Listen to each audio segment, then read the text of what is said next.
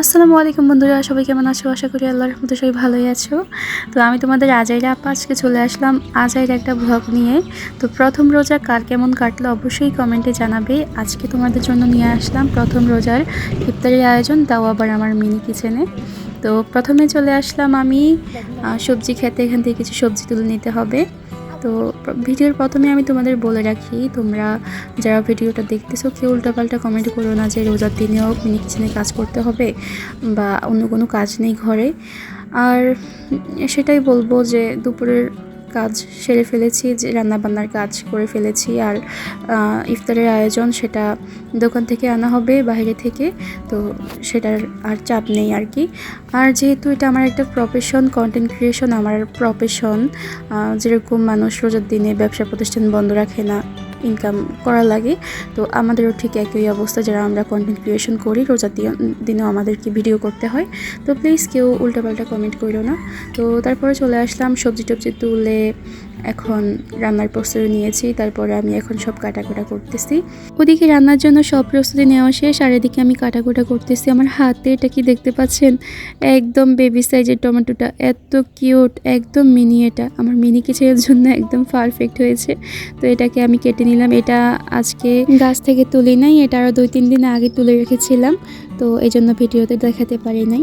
তো এখন আমি পেঁয়াজ কেটে নিচ্ছি। আর কে কে কোন জায়গা থেকে আমার ভিডিওটা দেখছেন অবশ্যই কমেন্টে জানাবেন।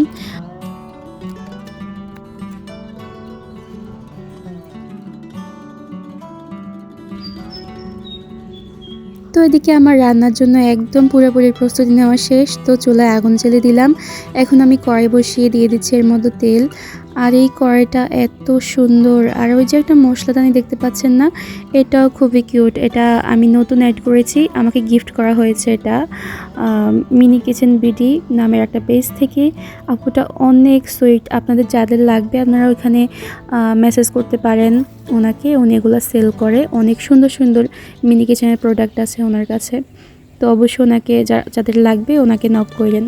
আমার এখানে নতুন নতুন যা দেখতে পাচ্ছেন সব কিছু এই পেজ থেকে নিয়েছি, আমাকে গিফট করা হয়েছে। তো এই কড়াইটাও কিন্তু ওই পেজ থেকে নেওয়া। আর ব্যাকগ্রাউন্ডে যে পাতিলগুলো দেখতে পাচ্ছেন মাটির, ওগুলোও কিন্তু ওই পেজ থেকে নেওয়া। অনেকে কিন্তু মাটির হাঁড়ি পাতিল পছন্দ করেন, ওনার কাছ থেকে নিতে পারেন। আপুটা খুবই সুইট। ওনার পেজের নাম আবার বলে দিচ্ছি, ওনার পেজের নাম হচ্ছে মিনি কিচেন বিডি, যা সার্চ করলেই পেয়ে যাবেন। তো আমি প্রথমে পেঁয়াজও ভেজে নিয়েছি চারটা চারটা করে ভাজবো। সবগুলা বেশি লাগবে না, কারণ আমরা মানুষ কম দুষ্টামি করে বললাম আর কি। এমনিতেই তো ইফতারের জন্য যা যা লাগে সব কিছু দোকান থেকে আনা হবে। এগুলো মিনি কিচেনের জন্য করলাম আর কি। এগুলোও খাওয়া যাবে, এগুলো অনেক মজা হয়েছে। আর অনেকে কমেন্ট করেন এগুলো নাকি আমরা কিভাবে খাই মানে কি, আবার এটা কেমন কথা। এখানে মানে রেগুলার কিচেনে আমরা যেভাবে রান্না করি এখানেও ঠিক সেইভাবেই রান্না করা হয়। তো খাওয়া যাবে না কেন? এত নাক ছিটকানো ভালো না। আপনারা অনেকেই কিন্তু নাক ছিটকান ভাই, খাবার জিনিস নিয়ে নাক ছিটকানো একদমই ভালো না। আর আমি কি বাচ্চা নাকি যে আমি একদম হাতটা ধোয়া ছাড়া এখানে এসে রান্না করব বা ময়লা ছয়লা দিয়ে রান্না করব? আমি ঠিক মতোই রেগুলার কিচেনে যেভাবে রান্না করি ঠিক ওইভাবেই রান্না করি এখানে। তো দেখতেই পাচ্ছেন কথা বলতে বলতে আমি সব কিছু ভেজে ফেলেছি। পেঁয়াজও ভেজেছি, তারপরে টমেটো চপ ভেজেছি। এখন আমি বেগুনি ভাজতেছি। একদম কি সুন্দর ফুলকো ফুলকো হয়েছে এগুলা। মিনি কিচেনে এত কিউট দেখা যাইতেছে, এগুলা বলার বাইরে, মানে অনেক সুন্দর দেখা যাইতেছে। বেগুনিগুলো ভাজা হয়ে গিয়েছে, একদম উল্টিয়ে পাল্টিয়ে সুন্দরভাবে ভেজে নিয়েছি। কালার দেখেই বুঝতে পারছেন। অনেকে কমেন্ট করেন আমি নাকি এগুলো ঠিক মতো রান্না করি না, ভাজি না। তো এখন আমি আলু চপ ভেজে নিব। প্রথমে এগুলার ছোট ছোট সাইজ করে লিচি কেটে নিচ্ছি। আর আপনারা এই পর্যন্ত কে কে দেখেছেন অবশ্যই কমেন্ট করবেন। আপনারা বেশিরভাগ মানে 1 মিনিট দেখেই তারপরে বেরিয়ে যান, এতে আমার রিচটা অনেক ডাউন হয়। দেখলে প্লিজ পুরো ভিডিওটা দেখেন। পুরো ভিডিও দেখলে আমার রিচটা ভালো থাকে, আর ভিডিও রিচ ডাউন হয় না।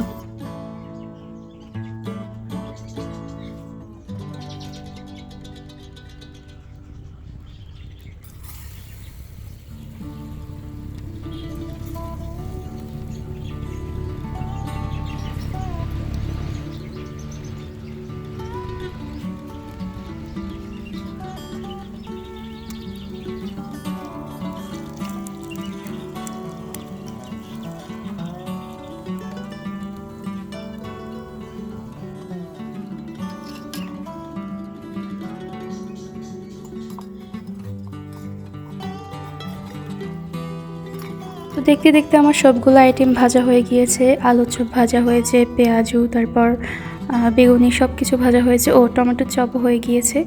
তো ভাজা পড়ার আইটেম শেষ। এখন আমি করব এখানে ছোলা রান্না করব আর কি। তো প্রথমে পেঁয়াজ দিয়ে দিয়েছি, তেল গরম হওয়ার পর এখন এগুলোকে ভালো করে ভেজে নিতে হবে। ভাই আপনাদেরকে আবারও বলি, প্লিজ কেউ উল্টাপাল্টা কমেন্ট করেন না। আমার ভিডিওগুলো বাচ্চারা অনেক পছন্দ করে, অনেক এনজয় করে। আমার এরকম অনেক অডিয়েন্স আছে যারা আমাকে কমেন্ট করে বলে ওনাদের বাচ্চারা এগুলো খুবই এনজয় করে দেখে। তো আমি মনে করি কার্টুন দেখার চাইতে এইসব ভিডিও দেখা অনেক ভালো। বাচ্চারা রান্নাবান্না শিখবে বা বাইরে খেলাধুলা করতে মন চাইবে। কার্টুন দেখতে দেখতে বাচ্চাদের মস্তিষ্ক একদমই নষ্ট হয়ে যাচ্ছে, যেটা আপনারা টেরও পাচ্ছেন না। এর চাইতে ভালো এইসব সুস্থ বিনোদন পাক, রান্নাবান্নার ভিডিও দেখুক, এগুলো আরও ভালো। তবে আমার বাচ্চা না আমার এই রান্নাবান্নার ভিডিওগুলো দেখতে চায় না।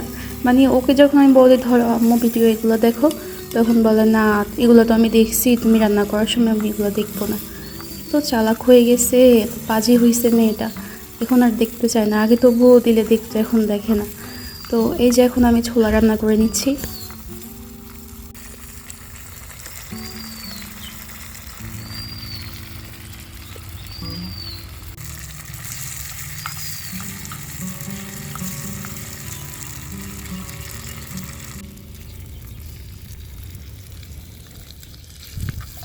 তো আমার ভিডিও প্রায় শেষ পর্যায়ে। আপনারা এই পর্যন্ত কে কে দেখেছেন অবশ্যই কমেন্ট করে জানাবেন। আপনার প্রতি আমি অনেক কৃতজ্ঞ থাকব যারা এই পর্যন্ত দেখেন। আমি মনে করি আপনারাই আমার আসল অডিয়েন্স, বা আমাকে আপনাদের ভালোবাসা আমি এত দূর এগিয়ে আসতে পারছি।